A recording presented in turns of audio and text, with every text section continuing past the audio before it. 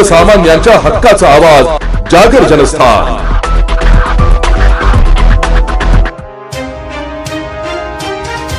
Dhule ST महामंडळाच्या विभागातर्फे परराज्यातून येणाऱ्या विशेषतः मध्य प्रदेशातील प्रवासी वाहनांसाठी आजपासून विशेष तपासणी मोहीम हाती घेण्यात आली आहे। महाराष्ट्रातील बस स्थानकांमध्ये प्रवेश करण्यासाठी आवश्यक असलेले परमिट आणि इतर कायदेशीर कागदपत्रांची तपासणी करण्यासाठी एसटी प्रशासनाचा आरटीओ आणि पोलिसांचे विशेष पथक तैनात करण्यात आले आहे।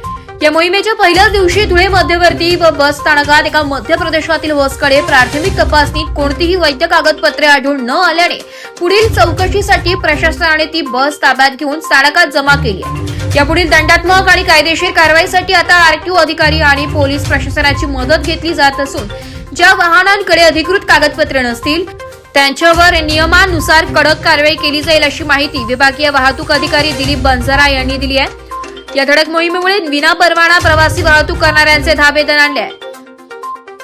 सर, जी एमपीची आता जी लेटेस्ट जी बस एमपीची जमा करण्यात आली त्यांच्याकडे कुठल्याही प्रकारचे डॉक्युमेंट नाही आहेत आणि आम्ही आजपासून ती एक मोहीम चालू करण्यात आलेली आहे। एमपीची वाहनांची तपासणी, ज्या वाहनांचे तपासणीच्या अंतर्गत डॉक्युमेंट नसतील त्या वाहनांवरती आम्ही आरटीओ मार्फत व पोलीस प्रशासनामार्फत कारवाई करण्यात येईल। जागर जनस्थानसाठी रूपक बिरारी, धुळे।